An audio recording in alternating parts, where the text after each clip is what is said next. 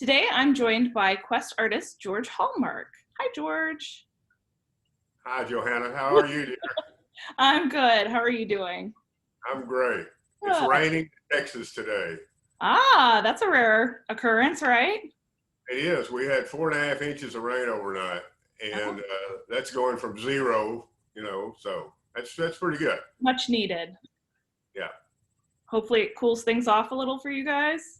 Oh yes, it was. It was 105 or something yesterday, I think, Oof. and it's 80, 78, something like that this Yeah, morning outside. So it's great. much. I tell people there are 2 weeks a year that Texas is just beautiful. Once in the November and once in the spring for about 5 days, and that's it. So Uh, well, why don't you start by telling us a little bit about your background and how you got started as an artist? sure, sure. Uh, I was one of those kids that started drawing early in school. I had asthma and all types of childhood maladies and was kept in a lot. And I believe the teachers gave me a lot of busy work. And part of that busy work was drawing. So that was my way of getting patted on the head. I think my third grade photograph looked like I was just escaped from Auschwitz or something. I mean, I was this little skinny, shrunken kid and couldn't do anything hardly athletically. And so I drew. And I feel like if people do something enough and they enjoy it, well, they should get better. And so I just gradually became after I got up older, I, was able to play baseball and stuff, but I kept my drawing and I was the class artist and I drew the uh, uh, different things for tests. And back then, Johanna, you probably don't remember mimeograph, but all your tests were on a purple, they were kind of a purplish ink and they were run off by hand. You put a positive on it. If you remember the movie Animal House, John Belushi and another guy are in the D-Day are in the dumpster trying to find the mimeograph Okay, yeah. original. And of course, it had been planted. So anyway, but the teachers would write their questions for the test, and then they would get me to draw the flower parts or the skeleton or things like that, maps. And of course, I wasn't an idiot. They had the questions there, and so I was, I made sure I knew what all the questions were. Oh, that's funny. So that's kind of, and I was really not very good at school. I was a B student, maybe. But I was so interested in drawing and art and that kind of stuff. And I thought I went to a little school with no art program just south of Fort Worth and eventually started a junior college in Fort Worth and took art and took a lot of design courses and then went to TCU off and on for a couple of years and primarily design, a little painting in there, but mostly design and drawing. Then kind of got away from it for a while. I started work in a construction company, driving nails and building buildings and primarily churches. And we ended up, I worked for them 2 or 3 years. And one of the turning points in my life was the construction manager came over to me and it was fall of the year. We were finishing up a job and he said, the architectural firm that we do a lot of this work for is looking for a delineator. And he said, you used to draw and everything. And I said, yeah. He said, well, you ought to look at that. And so I got cleaned up and went in, shaved my beard. I had a full beard and I had this curly hair, real dark curly hair, and wore toboggan and aviators all the time, Ray-Bans. And anyway, went in and applied for the job and they didn't even know who I was. And I'd worked for that company, on a secondary basis for quite a while.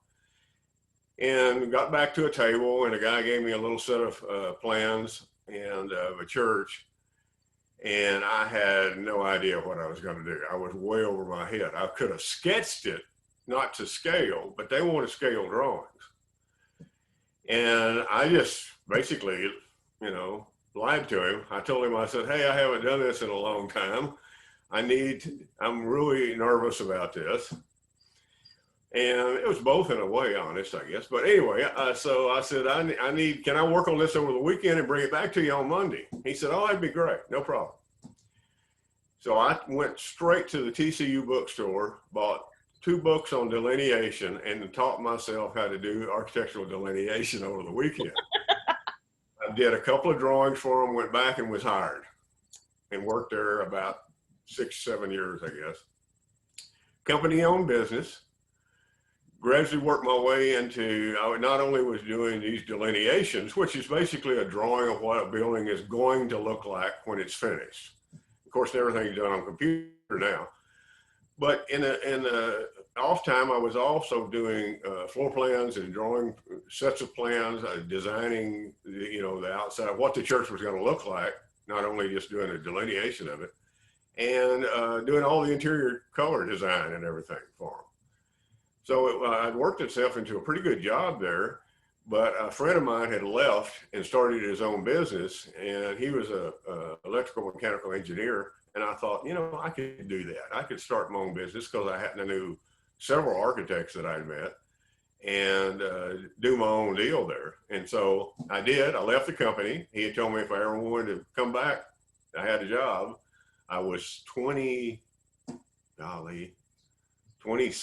26, Wow. something like that. Scary. First morning I woke up, I thought, I've cut my wrist here. And anyway, started off having my own little architectural and design firm. And then from that, I got into logos, and logos back then were all done by hand, all drawn in ink and whatever. Did album covers, record album covers, logos for all kinds of companies, ranches, and everything. And ended up, I was painting part-time, trying to paint a little bit on my own. And, a couple of little small shows, that kind of thing. Still relying on the architectural business. And I was in Fort Worth, the biggest logo I ever did. I was in Fort Worth and trying to sell some folks that were building a new nightclub on the north side of Fort Worth.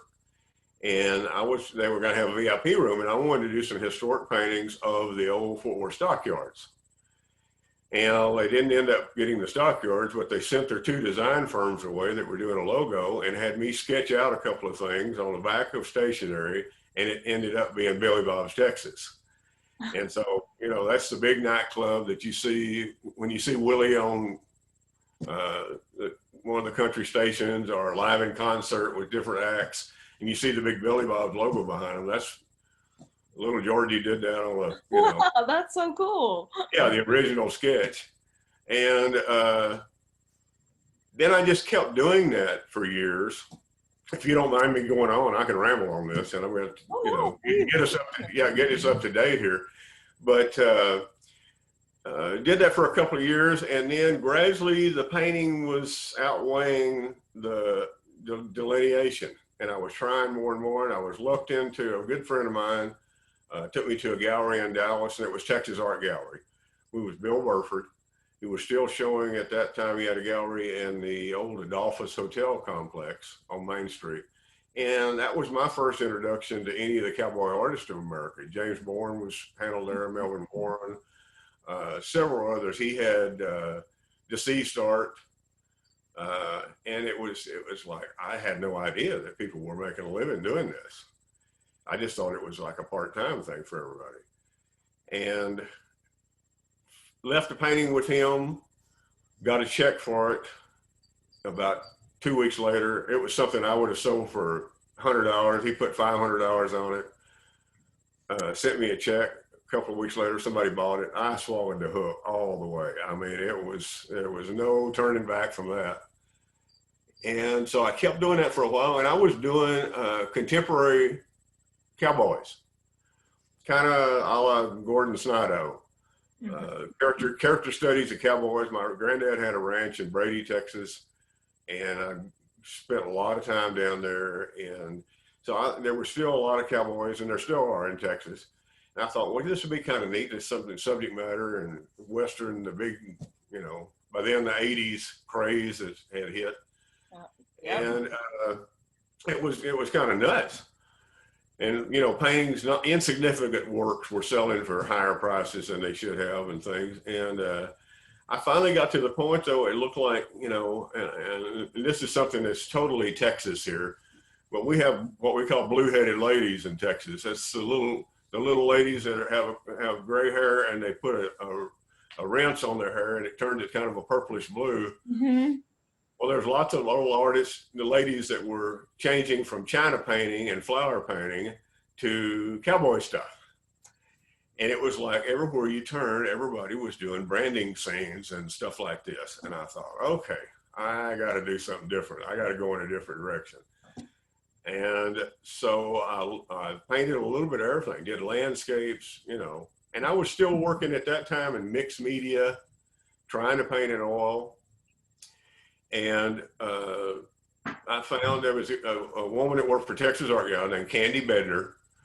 She had been married to John Hampton, the old CA artist. And of course, I think there's been about 10 or 12 ladies that were married to John Hampton. But anyway, Candy was great. And I said, I want to find out who's the best oil painter. Who can I go to and get instruction? And she said, well, Bill Whitaker right now is recognized as one of the best, and he's a teacher, professor in residence at Brigham Young. And so I corresponded with Bill a couple of times and finally called him, and I said, I'm a Methodist, but I would love to come up there and study at Brigham Young with you. And so he invited me up, and I stayed, 3 or 4 weeks, something like that. That's all I could afford. Still, painting part-time or doing delineation and doing logos and all this kind of stuff, all kind of combined together. And Bill was a great oil painter and a great teacher. I did not paint one lick while I was there. I sat by him and watched him paint every day. Wow. And at the end of the time period, I was pretty well knowledgeable about where he was going and what he was mixing and whatever. And I still, to this day, use the same medium that he used. I still use some of the same paints that he used. And anyway, came back and the words of wisdom he gave me, he said, George, it will take you years for what I have learned up there with him and have it in my head, and it will take years for it to trickle down to my fingers. Mm-hmm. And it did. You come home full of vinegar and you think, hey, you're going to do this and you're going to do that. And it's a slow process, but at least you have the knowledge that, hey, I can make this better. I can do it better the next time. And that's always been my theory for life, I guess, is if you do something, you can probably do a little better job of it the next time you do it. And so I brought that back and started painting it all a little bit. My mixed media stuff went to the side a little bit, and gradually it was just a slow process. Took a couple of workshops. Martin Greeley and I took a workshop with Melvin Warren and Harvey Johnson at the first Cowboy Artists of America museum workshop that they had in Kerrville, Texas. And just gradually, Harvey really he called Martin and I both in together and said, hey, I think both what you're both doing is great. And, he didn't tell me at that time that Martin was going to take off and be a multi-millionaire by the time he was 40 years old. But anyway, it's been a great journey, and I've enjoyed it, but it's just been a process of learning. And about that end of, probably to 5 years, 6 years there, I painted a little bit of everything from Americana to, landscapes and whatever. I was a big fan of Clark Hewlings and corresponded with him and talked to him a little bit. I loved not only the way he painted, but I liked what he painted. And he was very good in helping me, kind of get my feet on the ground and here's what you need to do. And so I started out painting the Texas missions. We have several, San Antonio area. Gradually, I made a couple of little expeditions into northern Mexico. But over the years, I've evolved into basically a Spanish colonial architecture painter. Most of the things that I paint are, I'd say 90% of them are either Spanish colonial architecture from Mexico or typical Mexican dwellings. and then the missions in California, all across the Southwest. And then I occasionally do something. I did a painting, Stuart Johnson's got it, of the Amalfi Coast. We took a trip to the Amalfi Coast a couple of years ago. And so you've got those great white buildings hanging to the side of the cliffs, and then you've got the ocean there also, the Mediterranean there. And so anyway, it's been a long journey. Married a couple of times and raised some kids, and you know what Chris Rock says, instead of getting married again, he's going to find a woman he doesn't like and buy her a house. And so kept a house here that I started building in '88. And then I've been single about 5 years and met Lisa, who is the love of my life and my right hand and my best friend. And she takes care of me every day. And she had been an executive secretary besides a professional singer. And so she caught in and started taking care of my books and paperwork and stuff, you know. And I remember Trailside Gallery, Mary Von Lachey, calling me, and she said, "Hey, what's going on?" I said, "What do you mean?" She said, "Well, you used to send these little handwritten notes that look like prescriptions or something, and now they're all typed and coded and all this kind of stuff." And she said, "There's something, you know, happening." And I said, "Well, I've, you know, fallen in love with somebody, and now I'm just trying to drag my feet before I get married here a little bit." And, I'd been burned a couple of times. And so anyway, we got married, and we just got a great life. You know, earlier this year, one of our customers from Indy, I don't know if it was LG Edwards or who, but anyway, called and said, "Hey, you guys quarantined down there?" And I said, "You don't understand, we're quarantined nearly every day. We're here at the house. We live in a county with about 7,500 people in the entire county. The little town we're close to is 1,500 people, and we're a mile from town. And so, you know, we stay here at the house all the time. She's in the office, I'm in the studio, or we're, you know, pretty well here. And we hadn't killed each other yet. So it's been great. Lisa's been so supportive of me as far as what I want to paint, you know, instead of saying, "Hey, that painting," like the one on the wall behind me, the print of the one that you guys bought last year for the permanent collection. You know, a lot of guys would have turned around and done about 30 or 40 of those. And I said, "No, I want to do something different. You know, I want to paint this." She's just great. Anything I want to paint, that's just fine. If I get, you know, tired and don't want to paint a day or two, it's great. You know, she wants me to, you know, lay in there in the TV room and watch a movie or read or whatever I want to do. And that's just really good for an artist to have that kind of support. You don't have to, you know, you don't have to feel guilty or worry about something like that. Mm-hmm. And we've been blessed. The good Lord has blessed us every day as far as our customers. Again, I thank the museums like the Idle and for supporting us and giving us a venue to show our work. And it's been, you know, we've got so many customers, so many friends in the Indianapolis area. It's been a blessing. Alice and LG Edwards are big collectors. We've got several others in that area. And just thinking about some of the people that are there and how we miss seeing you this year, it's kind of hard on us, you know. It's a pleasure to go up there because of your hospitality. And I tell people, I said, Indianapolis has got more steakhouses than Fort Worth and Dallas combined. Really?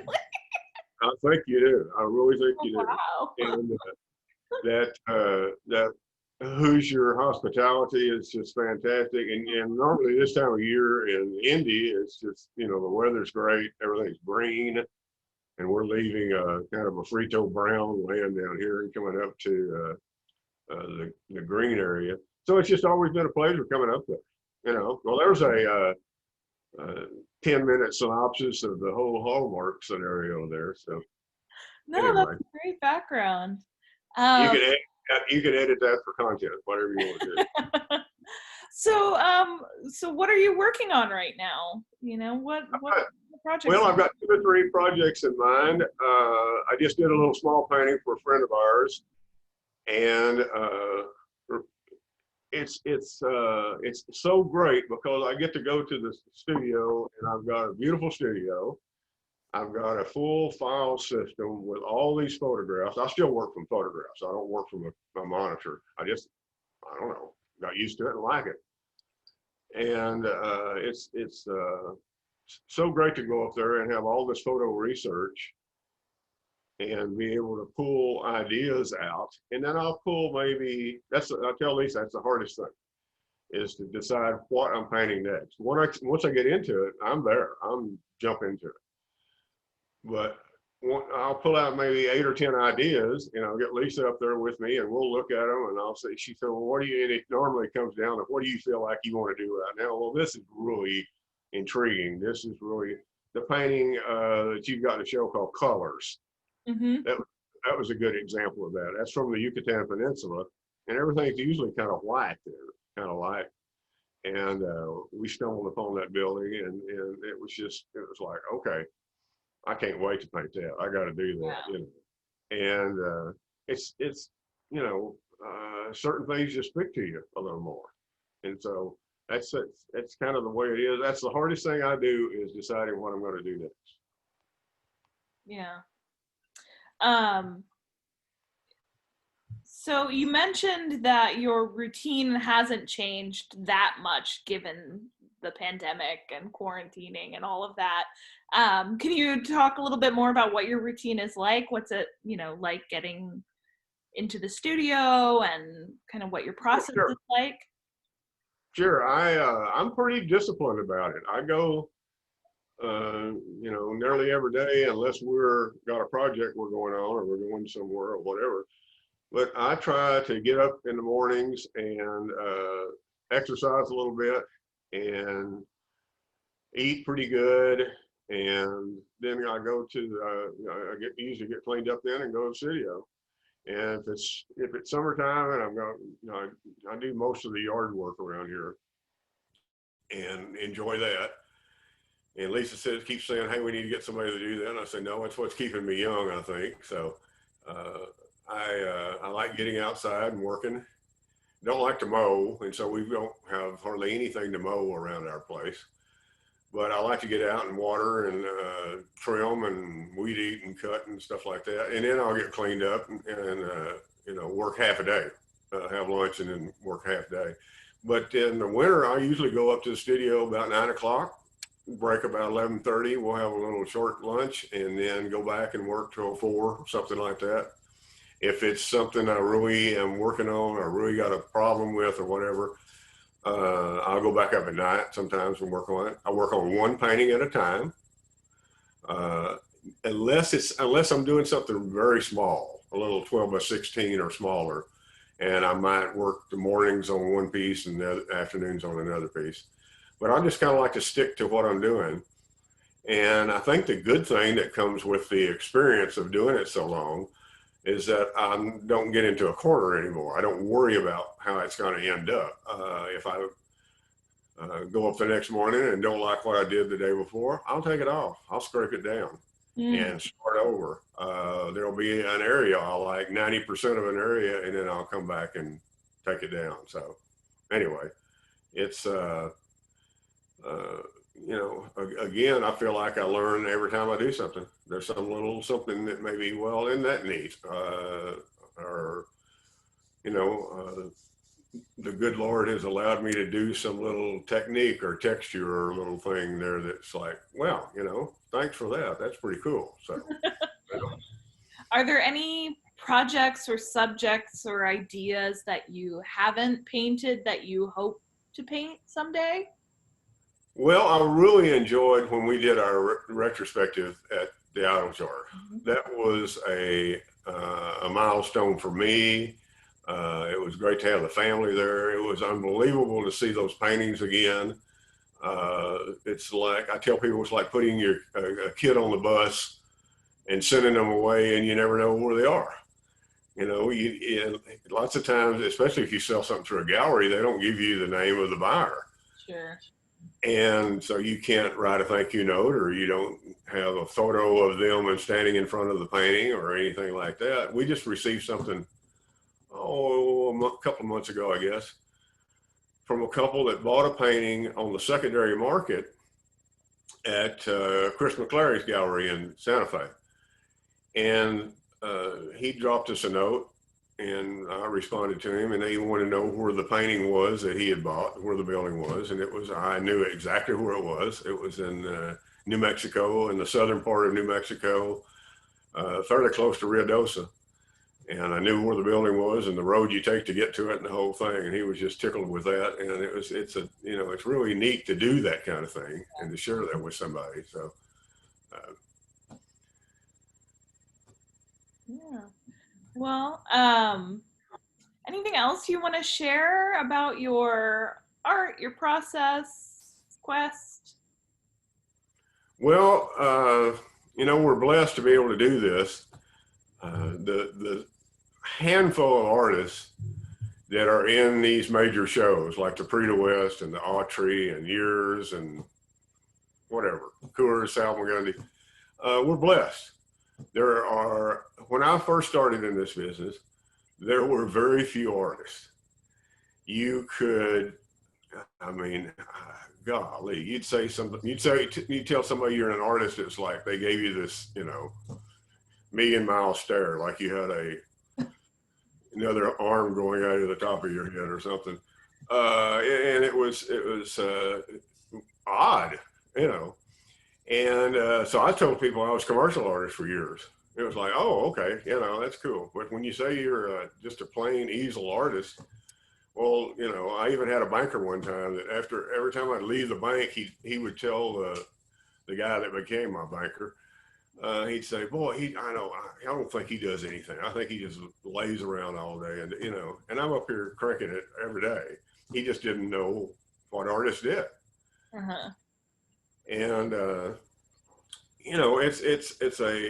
it's a hard profession. We love it. Every one of us love it. I hope I'm, signing my painting on my 100th birthday and fall over in the paint, that's it. We want to keep on working. I think that we get better. Most of the people I went to high school and college with are all retired. And so it's kind of and that's a neat thing too. I went to a little high school in Joshua, Texas, or Joshua if you're from there. And I graduated, I think there was 48 of us in graduating class. And there's still probably 10 or 12 of us that get together for lunch occasionally. We've had to curtail it because of COVID. But we're like brothers and sisters. We've known each other since we were 5 and 6 years old and have gone all through life keeping in touch with each other. And there's 2 or 3 that I'm extremely close to, and we talk all the time. We talk, weekly or something. They're brothers and sisters. I was an only child, and so it's kind of a unique thing. We've got to be supported. Our customers support us. It still amazes me that somebody wants to talk to me about the painting, but I think they stand on their own, whatever they are. But the other artists are great. We've had such a wonderful chance to bond with other artists and become friends with other artists. We've had artists come by our home here, and we've gone by other artists' homes, had dinner with them, things like that. And that's just a really unique thing that you can share that kind of thing. When we get to a show like Quest, we walk in and it's like not only the people from Indy and your customer base, but it's the other artists. It's like Thanksgiving or something, you're seeing your family again. And by the way, Quest always has the best food of any show too. Yeah. Oh yeah. We know your caterer. We always make sure I pat him on the back and brag on him a little bit, but they just do such a great job with everything they do. And y'all do, I wanted to thank you also for using the image behind me on your catalog. Oh, yeah. You used it in a lot of ads. It was almost embarrassing to the point, but I loved every minute of it. People painting. But then you used it on the catalog, and it's such a compliment to get something like that. So, but I tell people I do paint my numbers, but I do my own numbers. So, to see something recognized like that by a museum, a couple of years ago, I won the Remington Award at the Cowboy Hall, and to win something like that and have the retrospective and artist of distinction from Quest, it's just like, it's icing on the cake, so it's wonderful. Yeah. Well, it's been a pleasure working with you, during my tenure at the museum and getting to know you and Lisa. It's a delight from our end too. Well, thank you. Thank you so much. Everybody there from John on down, it's just been great. So we consider you family too. So likewise. Well, thank you, George. This has been really lovely. I'm gonna stop recording now. okay.